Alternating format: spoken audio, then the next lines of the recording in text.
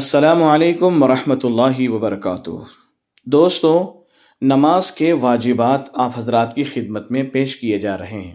تعلیم الاسلام میں نماز کے 14 واجبات ذکر کیے ہیں جن کو ترتیب وار آپ کی خدمت میں پیش کیا جاتا ہے، اسے غور سے سماعت کریں۔ نمبر 1، فرض نمازوں کی پہلی 2 رکعتوں کو قرات کے لیے مقرر کرنا، یعنی پہلی 2 رکعتوں میں سورہ فاتحہ کے بعد کوئی اور سورت پڑھنا، یہ واجب ہے۔ نمبر 2، فرض نمازوں کی تیسری اور چوتھی رکعت کے علاوہ تمام نمازوں کی ہر رکعت میں سورہ فاتحہ کا پڑھنا واجب ہے۔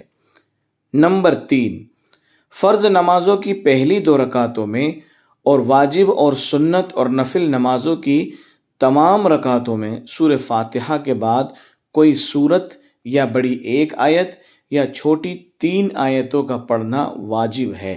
نمبر 4، سورہ فاتحہ کو سورت سے پہلے پڑھنا، یہ بھی واجب ہے۔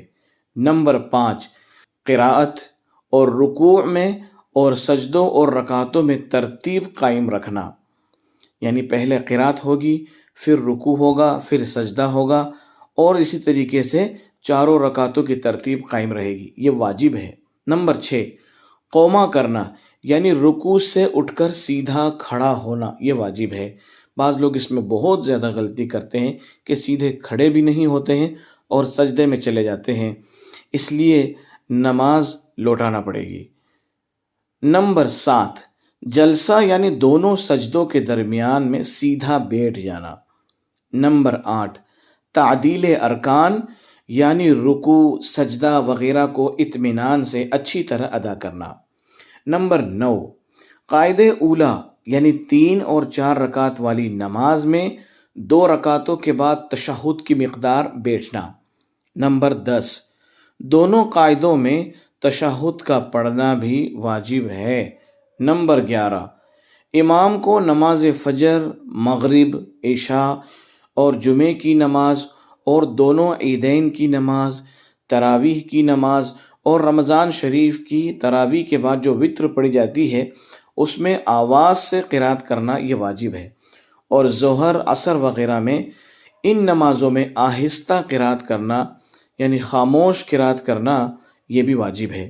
نمبر 12، لفظ سلام کے ساتھ نماز سے علیحدہ ہونا، یعنی السلام علیکم ورحمۃ اللہ، السلام علیکم ورحمۃ اللہ، اس طریقے سے دونوں سلام پھیر کر نماز سے علیحدہ ہونا، یہ بھی واجب ہے۔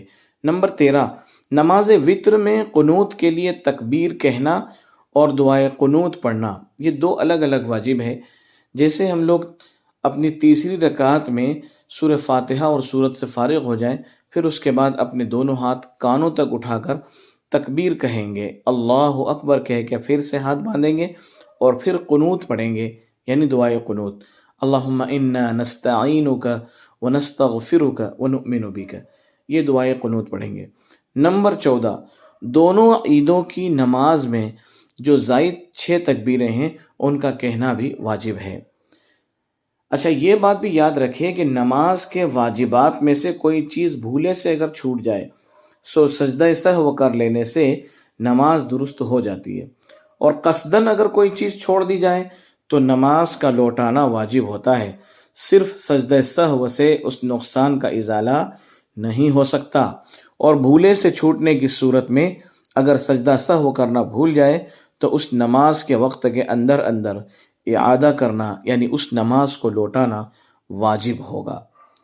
اللہ تبارک و تعالی ہم سب کو سنت کے مطابق نماز پڑھنے کی توفیق مرحمت فرمائے، آمین۔